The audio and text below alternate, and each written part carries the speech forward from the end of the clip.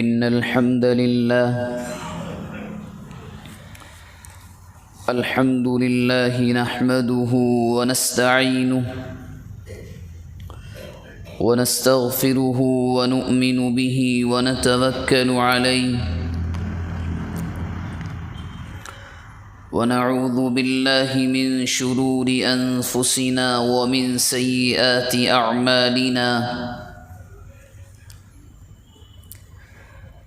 من يهده الله فلا مضل له ومن يضلله فلا هادي له ونشهد أن لا إله إلا الله وحده لا شريك له له الخلق والأمر وهو على كل شيء قدير ونشهد أن سيدنا وسندنا ومولانا وحبيبنا وشفيعنا محمدا عبده ورسوله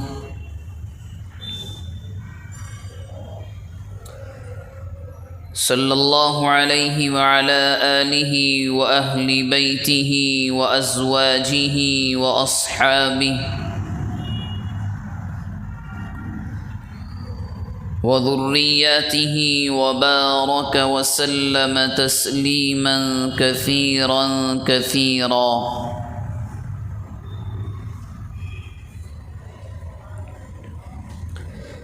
أما بعد فأعوذ بالله من الشيطان الرجيم. بسم الله الرحمن الرحيم.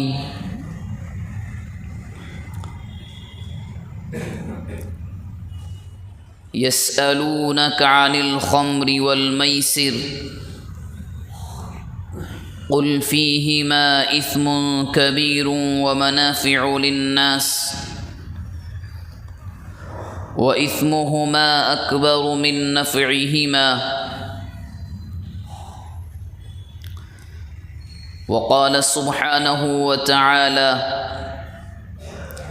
يا أيها الذين آمنوا إنما الخمر والميسر والأنصاب والأزلام رجس من عمل الشيطان فاجتنبوه لعلكم تفلحون.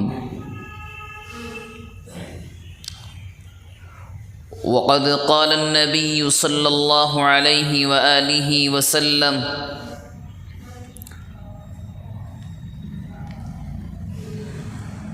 ولا يشرب الخمر حين يشربها وهو مؤمن أو كما قال النبي صلى الله عليه وآله وسلم. اللهم صل على محمد النبي الأمي وعلى آله وسلم تسليما. اللهم صل على محمد النبي الأمي وعلى آله وسلم تسليما. اللهم صل على محمد النبي الأمي وعلى آله وسلم تسليما.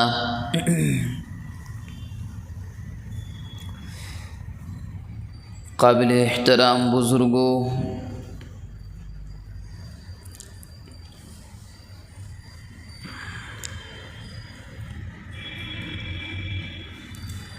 اللہ تبارک و تعالی نے ہم سب کے لیے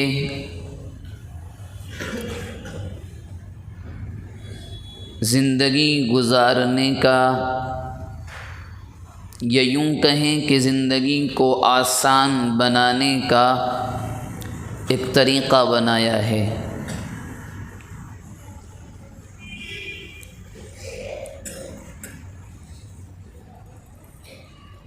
اور اس طریقے کو اللہ تبارک و تعالی نے نعمت کی شکل میں نبی اکرم صلی اللہ علیہ وسلم کے ذریعے سے تمام انسانوں کے لیے پیش کیا۔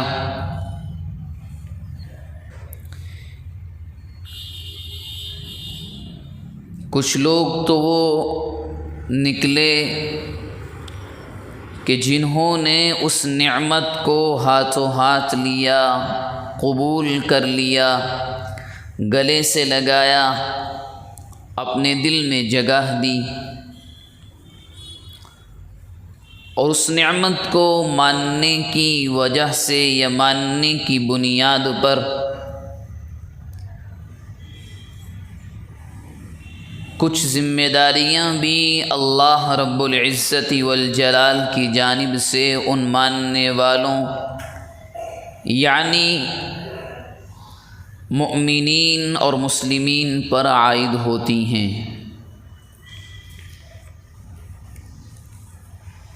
اللہ کی جانب سے جو نعمت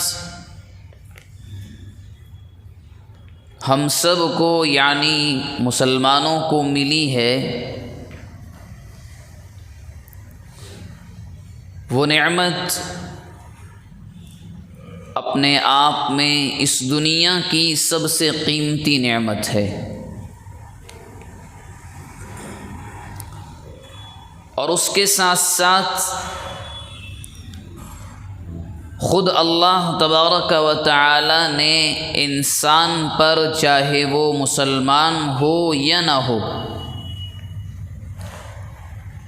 نعمتوں کی ایسی بارشیں کی ہیں کہ انسان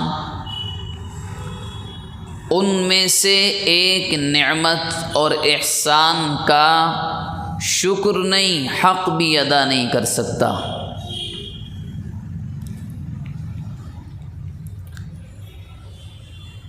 جتنی بھی نعمتیں انسان ہو اور خصوصاً مسلمان کو دی گئی ہیں، ان نعمتوں کے مل جانے کے بعد ان تمام نعمتوں کی حفاظت کی ذمہ داری بھی ہم تمام پر عائد ہوتی ہے۔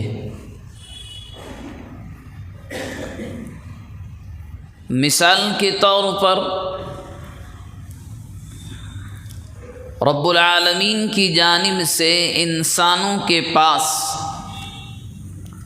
اور خصوصاً مسلمانوں کے پاس یا مسلمانوں کے لیے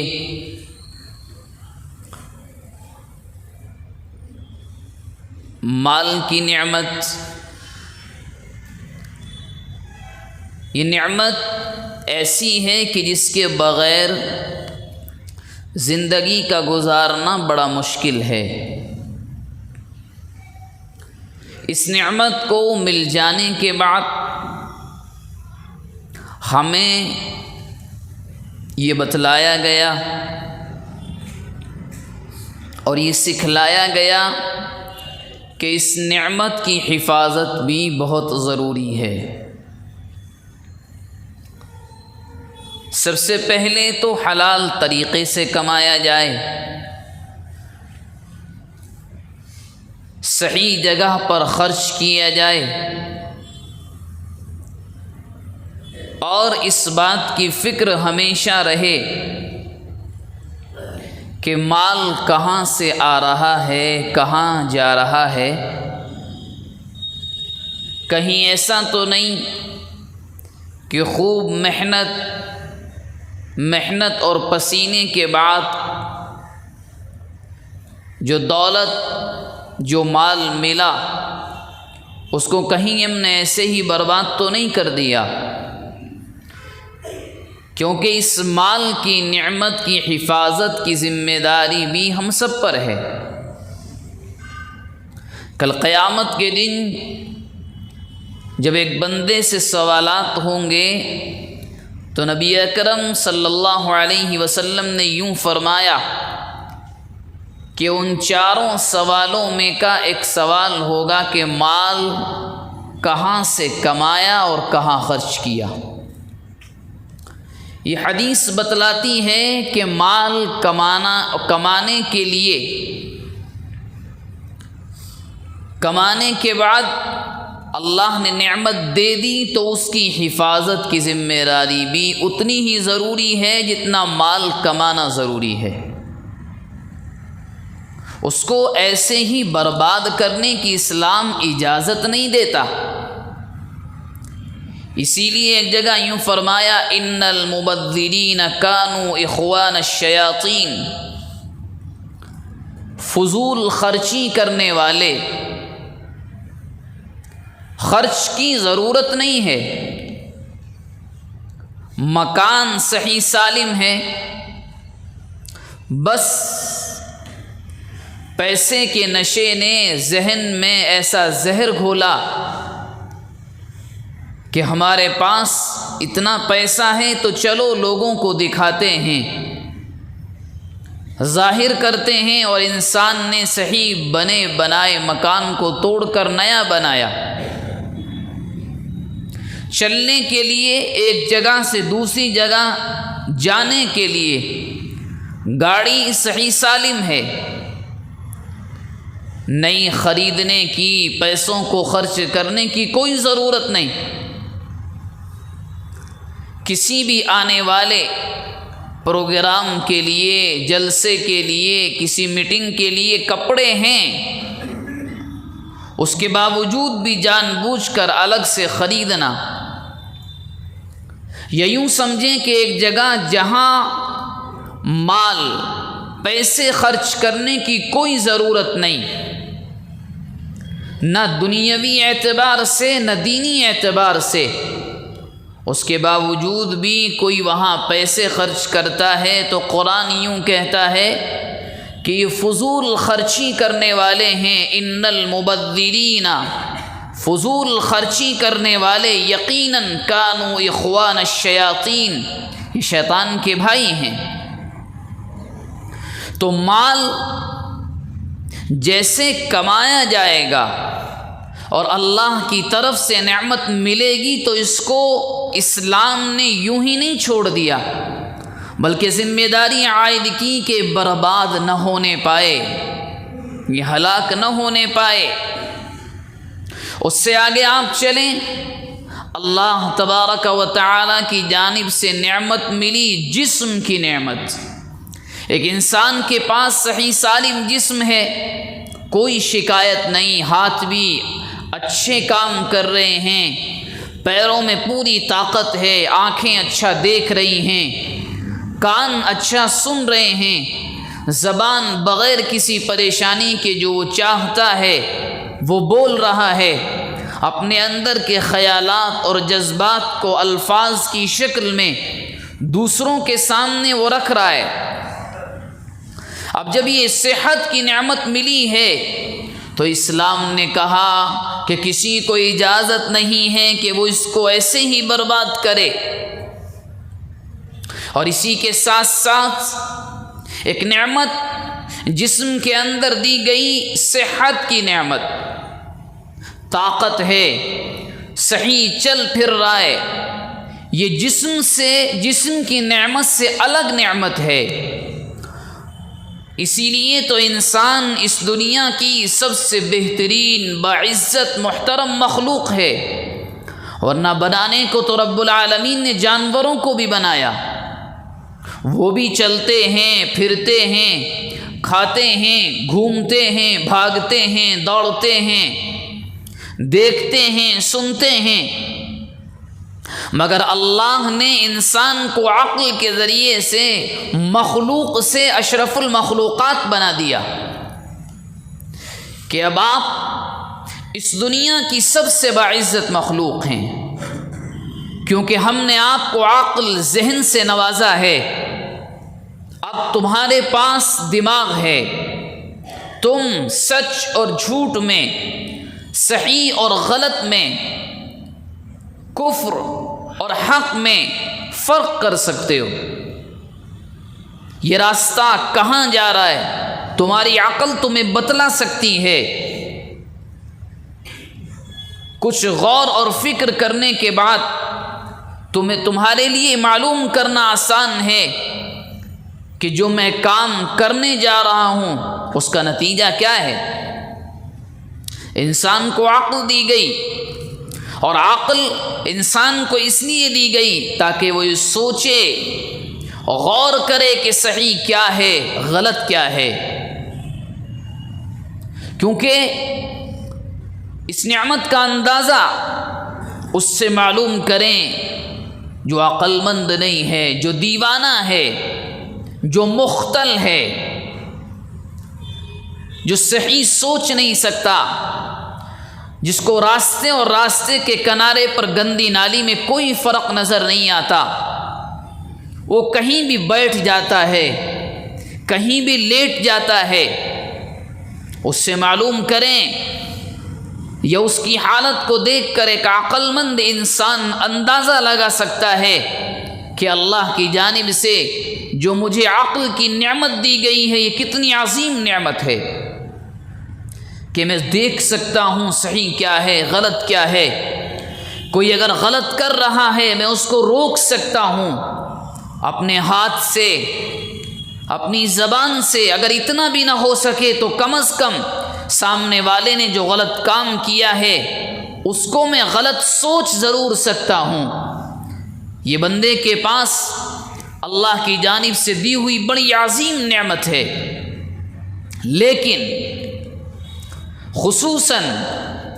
جب مسلمانوں نے اس عقل کی نعمت کا استعمال یا تو بالکل ختم کر دیا یا ذرہ برابر کہیں کہیں رہ گیا ہے، تو اس کا نتیجہ یہ ہوا کہ اب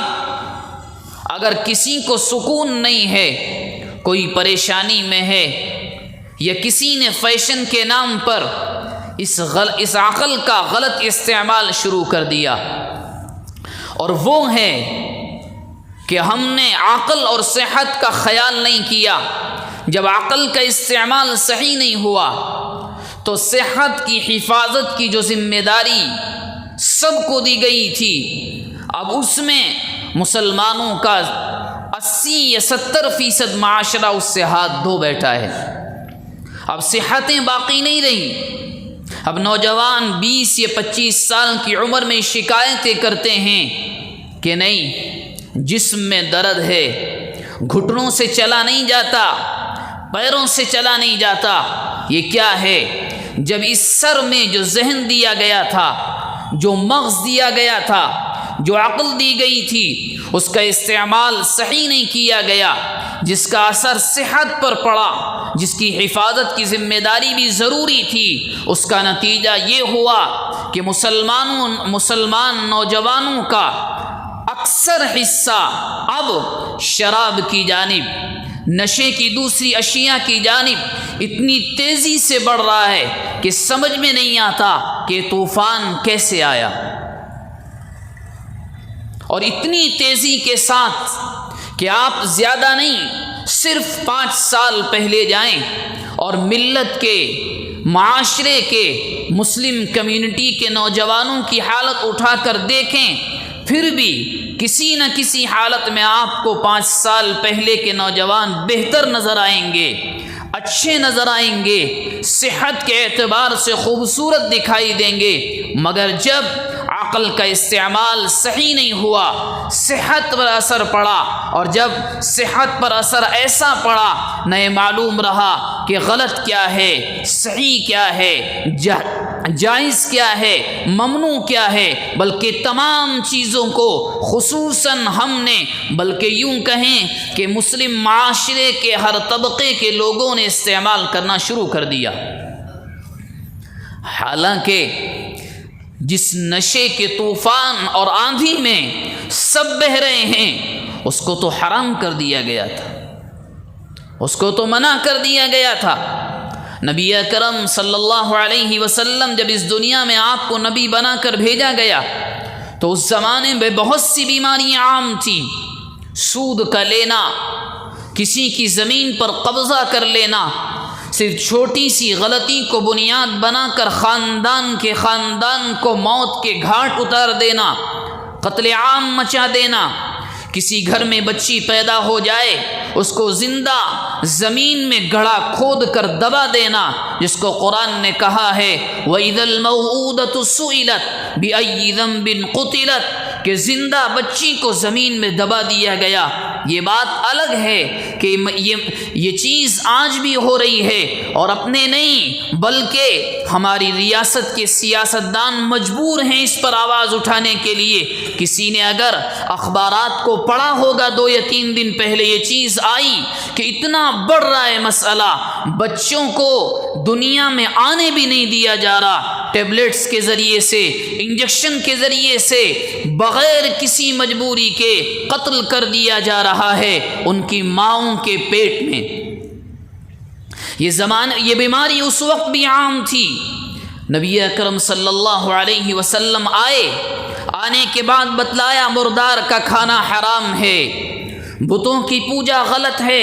ایک بیماری کو تھوڑا تھوڑا کر کے ختم کیا، اور اللہ تبارک و تعالی کی مدد کے ذریعے سے اللہ کے نبی نے اس زمانے کے ان لوگوں کو جو قتل میں نمبر 1 پر تھے، جو لوٹنے میں نمبر 1 پر تھے، جو عزتوں کو نیلام کرنے میں نمبر 1 پر تھے، مگر تھوڑی سی محنت کے بعد، صرف 10 سالہ محنت کے بعد صحابہ کرام کی جماعت کو ایسا تیار کیا کہ انبیاء کے بعد قیامت تک ان جیسی پاکیزہ جماعت نہیں آ سکتی۔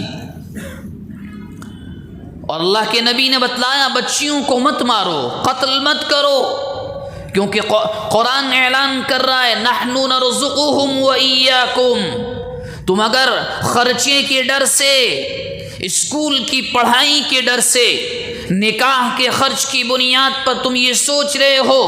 کہ بیٹی پیدا ہوئی ہے تو خرچ زیادہ ہوگا لہذا اس کو یہیں قتل کر دیا جائے، اللہ کے نبی نے فرمایا تمہارا رب تم سے کہہ رہا ہے کہ سنو، روزی کے مالک ہم ہیں، وَمَا مِن دَابَّةٍ فِي الْأَرْضِ إِلَّا عَلَى اللَّهِ رِزْقُهَا، زمین پر چاہے کسی کے پاس عقل ہو یا نہ ہو، جو بھی یہاں سانس لے رہا ہے، رب العالمین فرماتا ہے نَحْنُ نَرْزُقُهُمْ وَإِيَّاكُمْ، انسانوں سنو، تم کو بھی اور ان رینگنے والے لوگوں کو، چاہے جانور ہو، یہاں تک کہ کتا ہو، خنزیر ہو، وہ رب سب کو کھلا رہا ہے۔ ایک ایک کر کے اللہ کے نبی نے تمام بیماریوں کو ختم کیا، ہجرت کر کے مدینہ منور آ گئے، مگر ابھی شراب کے بارے میں کوئی حکم نازل نہیں ہوا تھا، اور صحابہ کرام شراب خریدتے تھے، پیتے تھے، کوئی حکم نازل نہیں ہوا تھا، لیکن ہر معاشرے کی طرح کچھ صحابہ ایسے بھی تھے جو زندگی میں اس کے قریب بھی نہیں جاتے تھے۔ ایک دن کچھ لوگ مل کر اللہ کے نبی کے پاس آئے، اور آنے کے بعد پوچھا یسألونک عن الخمر، اللہ کے نبی جوئے اور شراب کے بارے میں کیا بات ہے، کیا مسئلہ ہے؟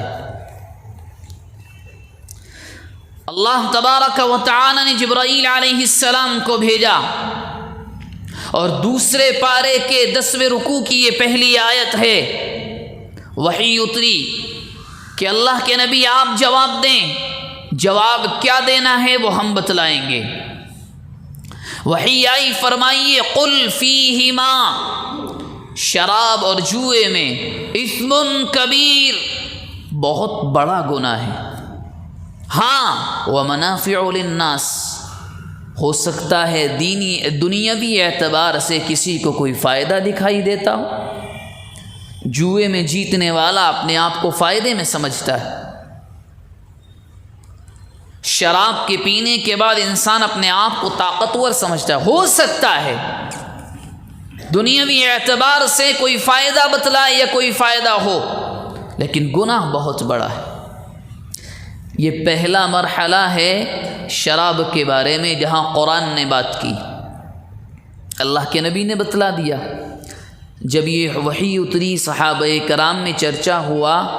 تو کچھ لوگ پہلے سے ایسے تھے ہی کہ وہ شراب کے قریب نہیں جاتے تھے، اب یہ تعداد اور بڑھ گئی کہ کچھ اور لوگوں نے چھوڑ دیا کہ بھئی فائدہ کیا،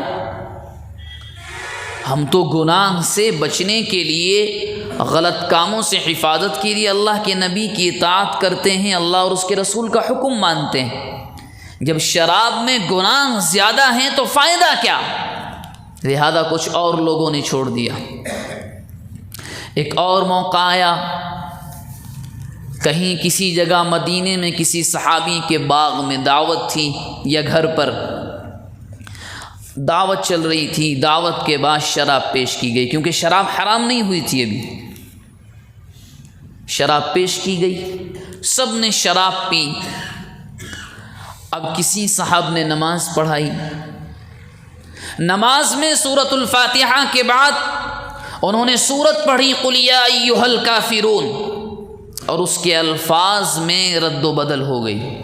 جس سے معنی بدل گئے۔ اللہ کے نبی علیہ الصلاۃ والسلام کے پاس یہ معاملہ پہنچا کہ ایسا ہوا ہے۔ اللہ کے نبی کو بڑا غم ہوا کہ تو بڑا مسئلہ ہے، اللہ سے دعا کی۔ اب دیکھیں شراب کا دوسرا مرحلہ، اللہ تبارک و تعالی کی جانب سے آیات نازل ہوئی، یا ایھا الذین آمنوا لا تقربوا الصلاة وانتم سکارى حتی تعلموا ما تقولون۔ ایمان والو سنو، آج کے بعد شراب پینے کے بعد نشے کی حالت میں نماز کے قریب جانے کی اجازت نہیں ہے۔ کب تک؟ حتی تعلموا، کہ جب تک نشہ پورا نہ اتر جائے، یعنی تم جو بول رہے ہو تم اس کو خود بھی سمجھنے لگو،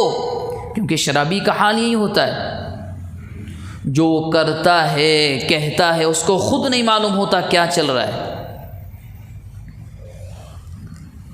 یہ دوسرا مرحلہ، ابھی بھی شراب کی حرمت نازل ہوئی، لیکن اللہ کے نبی اور کچھ صحابہ بار بار ذہن میں خیال آتا تھا کہ اس کے بارے میں کوئی صفائی، کو صاف ستھرا حکم نازل ہو، کیونکہ بہت نقصانات ہو رہے ہیں اس سے۔ ایک دن اور دعوت ہوئی، وہاں بھی کھانے کے بعد، چونکہ نماز کا وقت تو تھا نہیں، شراب پھر پیش کی گئی۔ کچھ لوگوں نے پھر شراب پی لی، چونکہ حرام تو نہیں ہے اب تک۔ پھر وہاں پر ایک صاحب نے نماز پڑھائی، وہاں بھی یہی مسئلہ پیش آیا، بلکہ اس سے بھی بڑھ کر وہاں ایک صاحب نے شراب کے نشے کی حالت میں اونٹ کے جبڑے کی ہڈی دوسرے کے سر پر ایسی ماری کہ سر پھٹ گیا، اور یہ معاملہ اللہ کے نبی کے پاس پہنچا، بڑے غمزدہ ہوئے اور اللہ سے دعا کی، اللہ بڑا نقصان ہو رہا ہے۔ اس کے بعد یہ آیت نازل ہوئی، یا ایھا الذین آمنوا انما الخمر والمیسر والانصاب والازلام رجس من عمل الشیطان فاجتنبوہ۔ صاف بالکل، ایمان والو سنو، شراب، جوا، والانصاب بتوں کی پوجا، والازلام تیروں پر نام لکھ کر پھال نکالنا، یہ سب کے سب گندگی ہے، گندے اعمال ہیں شیطان کے۔ فاجتنبوہ، اب رک جاؤ، بس حکم دے دیا گیا، اب کوئی پاس میں نہیں جا سکتا۔ ایک ایک مرحلے میں اسٹیپ بائی اسٹیپ شراب حرام کر دی گئی، اور صاف حکم نازل ہو گیا کہ اب اجازت نہیں، اور یہ 1400 سال پہلے حرام ہو چکی ہے، اور ذرہ برابر اس کے اندر کوئی شک نہیں، سب کا اتفاق، اس کا ایک قطرہ بھی حرام ہے۔ اللہ کے نبی نے ایک جگہ یوں فرمایا کہ جب کوئی شراب پیتا ہے، وَلَا يَشْرَبِ الْخَمْرَ حِينَ يَشْرَبُهَا وَهُوَ مُؤْمِنٌ، شراب پینے والے بندے کے اندر سے ایمان نکل جاتا ہے، وہ مومن نہیں رہتا۔ اور آج ہمارے معاشرے میں کچھ لوگوں کی وجہ سے، چاہے وہ غیر کیوں نہ ہو، برادران وطن کیوں نہ ہوں اور اس میں اپنے بھی شامل ہیں، بڑی آسانی سے چیز مہیا ہے۔ ہاں، نام بدل دیے گئے ہیں، اب تو اتنی شکلوں میں نشہ بازار میں آ چکا ہے کہ تصور نہیں کیا جا سکتا تھا ایک زمانے میں۔ نشہ شراب کی شکل میں بازار میں موجود ہے، کیپسول کی شکل میں بازار میں موجود ہے، ٹیبلٹ کی شکل میں بازار میں موجود ہے، انجیکشن کی شکل میں بازار میں موجود ہے، سیرپ کی شکل میں نشہ بازار میں موجود ہے، اور مہنگا نہیں، زیادہ قیمتی نہیں، سستے داموں پر، اور ایسی ایسی شکلوں میں نشہ بازار میں آ چکا ہے کہ اللہ رحم فرمائے۔ افیم کی شکل میں، ہیروئن کی شکل میں، گانجے کی شکل میں، اور یہ چیزیں ایسی ہیں کہ ہماری شہر کی گلیاں اور ان گلیوں میں بڑی آسانی کے ساتھ یہ چیزیں مل رہی ہیں، اور نوجوان تیزی کے ساتھ نشے کے اس طوفان میں بھاگے جا رہے ہیں۔ بلکہ اب تو خبریں یہاں تک مل رہی ہیں کہ شہر کے اندر شادیوں میں جب ایک نوجوان پڑھا لکھا، عقل رکھنے والا، سمجھدار، اللہ کو ایک رب، رسول کو آخری رسول اور قرآن کو آخری کتاب ماننے والا، جاننے والا، اپنے نکاح کے موقع پر ایک نئی لعنت شروع ہوئی۔ اپنے نکاح سے پہلے وہ بیچلرز پارٹی کے نام پر ایک پارٹی کا انتظام کرتا ہے، اور یا تو فنکشنز ہال میں یا پہاڑ پر جا کر کے شراب کی پوری بوتلوں کو پروسا جاتا ہے، اور بڑی آسانی کے ساتھ، بہت بڑی بے شرمی کے ساتھ، بے حیائی کے ساتھ شراب کو اتنا عام کر دیا گیا کہ بعض جگہ سے خبریں ملتی ہیں کہ مسلمانوں کی شادیوں میں آنے سے پہلے یہ دلہا جو اگلے 2 یا 1 دن کے بعد دلہا بننے والا ہے، شراب کے اسٹاک کو پہلے سے منگا لیتا ہے، اور گھر والوں سے چھپانے کے لیے، اور سنیں، اس کے لیبل کو اتار کر، اس کے اوپر جو کمپنی نے لیبل لگایا ہے اس کو اتار کر دوسری چیزیں چپکائی جاتی ہیں، اور منہ سے لگا کر راتوں کو سجایا جاتا ہے شراب سے، اور اس کے بعد شراب چلتی ہے۔ حالانکہ کاش ان کو کسی نے بتایا ہوتا کہ قرآن نے صاف کہا، انما الخمر والمیسر والانصاب والازلام رجس من عمل الشیطان، اس کے قریب مت جانا، یہ گندگی ہے۔ اور اللہ کے نبی نے ایک جگہ یوں فرمایا، لا تشرب الخمر، خدا کے لیے شراب مت پینا، فإنها مفتاح كل شر، کیونکہ شراب وہ چیز ہے جو ہر غلطی، ہر گناہ کی ماں ہے، ہر غلطی یہیں سے شروع ہوتی ہے۔ اسی لیے شراب کے بارے میں کہا گیا، شراب ام الخبائث ہے، تمام برائیوں کی جڑ ہے۔ اور آج بڑی آسانی کے ساتھ، کوئی پریشانی نہیں، بلکہ نشوں کو، چاہے وہ کسی بھی قسم کا نشہ ہو، مہیا کروانے والے، لا کر دینے والے، حاصل کرنے میں مدد کرنے والے برادران وطن نہیں ہوتے، اپنے ہی لا کر دیتے ہیں، اپنے ہی کاروبار کرتے ہیں، اور وہ خود کہتے ہیں جو چاہیے بیچلرز پارٹی کے نام پر، جو چاہیے برتھ ڈے پارٹی کے نام پر ہم لا کر دیں گے۔ اور اس میں زنا کے علاوہ جو چیز اب چل رہی ہے طوفان کی شکل میں، وہ نشہ ہے۔ گلی گلی کا نوجوان سب کو نہیں کہہ رہے، مگر اکثریت ان کی ہے، کوئی گانجے کے استعمال کا شکار، کوئی ہیروئن کے استعمال کا شکار، کوئی شراب کا استعمال تو کرتا ہے مگر کم، 1 گھونٹ پی لیا، 2 گھونٹ پی لیے، چل رہا ہے بڑی آسانی کے ساتھ۔ حالانکہ کمی یہ نہیں سوچا کہ شراب کے بارے میں کیوں کہا گیا مت پیے، تمام برائیوں کی جڑ ہے۔ سب سے پہلے یہ انسانی جسم کی سب سے بڑی دشمن ہے۔ یہ جسم ہمارے پاس امانت ہے، یہ ہمارا اپنا نہیں ہے، یہ تو رب العالمین کی جانب سے دیا گیا ہے کہ اس کی حفاظت کرو۔ اسی بنیاد پر کہا گیا ان اللہ اشتری من المؤمنین انفسهم واموالهم بان لهم الجنہ۔ تم جسم کے ساتھ کوئی غلط کام نہیں کر سکتے۔ لوگ کبھی کبھی خودکشی کو جسٹیفائی کرتے ہیں کہ نہیں مجبوری میں کر لیا، نہیں، اسلام نے اسی بنیاد پر کہا اس جسم کے کسی بھی حصے پر تمہارا کوئی حق نہیں ہے، ہاں اتنا کرو جتنا ہم نے کہا ہے۔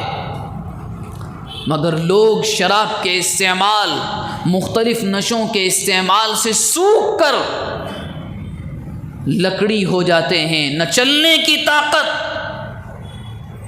کبھی کہیں ضرورت پڑ جائے نہ پنجہ آزمائی کی طاقت۔ وہ حالت اس نشے نے ہمارے معاشرے کی کر دی ہے کہ اللہ رحم فرمائے، اور اس نشے کی بنیاد پر نہ جانے کتنے گھرانے ٹوٹ گئے ہیں، بچے الگ، ماں باپ الگ، کچھ نہیں پتا۔ مسلم شریف کی روایت، ایک صحابی اللہ کے نبی کے پاس آئے اپنے گھر والوں کو لے کر، والد بھی ہیں، چچا بھی ہیں، ابھی گھر والے مسلمان نہیں ہوئے۔ آ کر کے پوچھا اللہ کے نبی یہ اسلام کے بارے میں جاننا چاہتے ہیں۔ اللہ کے نبی نے بتلایا ہم اس کی دعوت دیتے ہیں، یہ کام کرنے کے ہیں، یہ کام کرنے کے نہیں ہیں۔ جو کام نہیں کرنے کے تھے اللہ کے نبی نے فرمایا شراب کی اجازت نہیں۔ آنے والوں میں سے ایک صاحب نے کہا اس میں پریشانی کیا ہے؟ اللہ کے نبی نے فرمایا خدا کے بندے انسان خود کا نہیں رہتا۔ اتفاق سے وہ اپنے گھر گئے اور جانے کے بعد شراب پی لی۔ رات میں اپنے گھر والوں کے ساتھ جو سلوک کیا وہ اللہ کے نبی کو معلوم ہوا۔ اللہ کے نبی علیہ الصلاۃ والسلام کے پاس دوبارہ آئے۔ اللہ کے نبی نے فرمایا میں نے کیا کہا تھا؟ انسان خود کا نہیں رہتا۔ یہ اتنی خطرناک چیز ہے، صحت برباد، جسم کھوکھلا ہو جاتا ہے، کہیں کا نہیں رہتا، اور سب سے بڑی چیز اللہ اور اس کے رسول کا نافرمان بن جاتا ہے۔ اور یہ چیزیں بڑی دھڑلے سے عام ہیں۔ اللہ کے نبی علیہ الصلاۃ والسلام نے ایک جگہ فرمایا کہ جب بندہ شراب پیتا ہے، اذا زنى العبد وشرب الخمر نزع اللہ منہ الایمان، کوئی بندہ، کوئی انسان اپنا منہ کالا کرتا ہے، یہ شراب پیتا ہے تو اللہ ایمان کو اس کے اندر سے نکال لیتے ہیں، اب مومن نہیں رہتا۔ اگر اس حالت میں موت آ جائے تو کیا حال ہوگا؟ اللہ کے نبی نے فرمایا جیسا کہ تم کما یخلع القمیص من راسی، جیسا کہ جبہ قمیص کپڑے کا پہننے والا اپنے کپڑے کو اپنے سر سے نکالتا ہے، بالکل ایسے ہی اللہ زانی سے اس کے ایمان کو، شرابی سے اس کے ایمان کو بالکل نکال لیتا ہے، جیسے کپڑے کو سر سے نکالا جاتا ہے۔ وہ مومن نہیں رہتا۔ جب مومن نہیں رہتا تو کہاں جائے گا؟ اور اللہ کے نبی علیہ الصلاۃ والسلام تو بڑی چیزیں فرما کر گئے، بڑا سمجھا کر گئے، مت جاؤ اس کے قریب، بڑے نقصان میں رہو گے، بہت نقصان ہوگا۔ مگر لوگ کہاں مانتے ہیں؟ قرآن کو تو لوگ آج کل قرآن نہیں سمجھتے، اپنی خواہشات کے سامنے لوگ اسلامی احکامات کی کوئی عزت نہیں، کوئی احترام نہیں۔ اللہ کے نبی علیہ الصلاۃ والسلام نے ایک جگہ فرمایا، اور بڑا دل تھام کر سنیے جو اللہ کے نبی علیہ الصلاۃ والسلام فرما کر گئے۔ صحابہ کرام کی مجلس لگی ہے اور اللہ کے نبی علیہ الصلاۃ والسلام نے ارشاد فرمایا کہ سنو، ایک زمانہ آئے گا یمسخ قوم من هذه الامہ فی آخر الزمان، کہ ایک زمانہ آخری زمانے میں آئے گا کہ میری امت کے، اسی امت کے لوگوں میں سے ایک جماعت کے چہروں کو بدل دیا جائے گا، بندر کی شکل میں، خنزیر کی شکل میں۔ جب اللہ کے نبی نے یوں فرمایا تو صحابہ کرام حیران رہ گئے اور پوچھا فما بالہ یا رسول اللہ، وجہ کیا ہوگی، ان کا قصور کیا ہوگا کہ اچھے خاصے انسانوں کو اللہ کی جانب سے بندر اور خنزیر کی شکلوں میں بدل دیا جائے؟ تو اللہ کے نبی نے جو فرمایا آپ خدا کے لیے خود سوچیں کہ جتنے کام اللہ کے نبی 1440 سال پہلے فرما کر گئے، اگر ان میں سے ایک کام نہ ہو رہا ہو تو ہم سے کہیے گا۔ اللہ کے نبی نے پہلا کام فرمایا تخذون المعازف والقینات والدفوف ویشربون هذه الاشربہ وباتوا علی نحوہم۔ اللہ کے نبی نے فرمایا گانے بجانے کے بڑے عادی ہو جائیں گے لوگ۔ اب آپ رک کر کس کا اسٹیٹس بغیر میوزک کے خالی ہوتا ہے؟ لوگ بڑا آسان سمجھتے ہیں کہ نہیں کچھ نہیں ہوگا، یہ بات تو آئی اور چلی گئی۔ ایک مرتبہ سورہ یاسین کی آخری آیات کو اٹھائیں کہ جب قیامت کے نقشے کو کھینچا ہے، کیونکہ جن انگلیوں سے ہم موبائل کو استعمال کرتے ہیں اور بڑی آسانی سے ایک عام سی ویڈیو میں کسی بھی میوزک کو فٹ کرنے کے بعد آگے بڑھا دیا جاتا ہے، جن انگلیوں سے ہم یہ کام کرتے ہیں بڑی آسانی سے، چاہے کوئی گانا آ جائے کچھ بھی آ جائے بڑی آسانی سے لوگ آگے بڑھا دیتے ہیں۔ اور قوالی کے نام پر تو اللہ رحم فرمائے جو معاشرہ کر رہا ہے۔ سورہ یاسین کے اندر قرآن مجید نے یوں فرمایا کہ ہم کل قیامت کے دن منہ پر مہر لگا دیں گے، سیل لگا دی جائے گی، کوئی بول نہیں پائے گا۔ اب کون بولے گا؟ تو انسان کا جسم، یہ انگلیاں بولیں گی اس نے کیا گناہ کیا، انگلیوں کے پوروے بولیں گے ہم سے کیا کیا گناہ اس انسان نے کروائے، اس کے قدم بولیں گے ہم سے کیا کیا گناہ اس نے کروایا، یہ کان بولیں گے کون کون سے کس کس کے گانے کس موقع پر اس نے ہمیں سنوائے۔ انسان کے اعضاء خود گواہی دیں گے۔ قرآن مجید میں سورہ یاسین کی آیت صاف صاف یہ بتلاتی ہیں کہ انسان کا ہر عضو یہ گواہی دے گا کہ مولا ہم سے غلط چلا گیا۔ ہاتھ بولیں گے ہم سے غلط حرکتیں کی گئی، ناک بولے گی مجھ سے غلط سونگا گیا، زبان بولے گی کہ گواہی نہیں دے رہا ہے مگر مجھ سے اس نے یہ بلوایا، مجھ سے جھوٹ بلوایا، مجھ سے دھوکہ دلوایا۔ کان بولیں گے کہ مولا یہ تو نے اسے قرآن اچھی باتوں کو سننے کے لیے دیے تھے مگر اس نے نہیں سنا، اس نے گانوں کو ان کانوں سے سنا۔ تو سوچیں وہ لوگ جو بڑی آسانی کے ساتھ سفر میں، جن کا کوئی سفر چاہے وہ 5 کلومیٹر کا ہو یا 100 کلومیٹر کا ہو بغیر قوالی اور گانے کے نہیں گزرتا۔ خدا کے لیے سوچیں کہ کیا ہوگا کل قیامت کے دن۔ جن انگلیوں سے میوزک کے بٹن کو آن کیا جاتا ہے، یہ انگلی آپ کے خلاف اور میرے خلاف کل قیامت کے دن گواہی دے گی کہ مولا اس نے کروایا، میں کرنا نہیں چاہتی تھی۔ یہ ہاتھ گواہی دے گا مولا اس نے کروایا، میں کرنا نہیں چاہتا تھا۔ اور جو لوگ اور آگے بڑھ کر کہوں، جو لوگ بڑی آسانی کے ساتھ ان تمام باتوں کو سننے کے بعد کہتے ہیں کہ نہیں بیئر کا پینا بڑا آسان ہے، شراب نوشی بڑا آسان ہے، ہم ایسی MNC میں جاب کرتے ہیں جہاں کا باس، جہاں کا HR نہیں مانتا، وہ اپنی مجلس میں بیئر پیش کرتا ہے، نہ کریں تو ہمیں نکال دیا جائے گا۔ تو سنیں آپ کا ہاتھ گواہی دے گا کہ مولا اسی ہاتھ سے اس نے گلاس کو اٹھایا، تیرا قرآن اس سے منع کر رہا تھا، فجتنبو چھوڑ دو اس کو، مت اتارو گانجے کی شکل میں اس لعنت کو اپنے پیٹ میں۔ قرآن کہہ رہا تھا اس صحت کی حفاظت کرو، اللہ کا نبی فرما رہا تھا اس جسم پر تمہارا کوئی حق نہیں ہے، یہ تو اللہ کی امانت تمہارے پاس آئی ہے، اس کو ہم نے بار بار سمجھایا مگر ہاتھ گواہی دیں گے مولا ہم نے رکنا چاہا مگر ہم اس کے مجبور تھے، اس کے غلام تھے، اس نے ان ہاتھوں سے شراب کو اٹھایا، اس کو شراب نہیں ملی، یہ میڈیکل پر گیا اور میڈیکل پر جا کر اس نے انجیکشن کی شکل میں نشہ خریدا، اور میڈیکل والا بھی مسلمان تھا، وہ بھی نماز پڑھتا تھا، وہ بھی فجر پڑھتا تھا، وہ بھی فجر میں آ کر قنوت نازلہ کی دعاؤں پر آمین کہتا تھا، اس نے بھی اٹھا کر الماری سے بڑی آسانی سے گانجے کی شکل میں اس کو نشہ دے دیا۔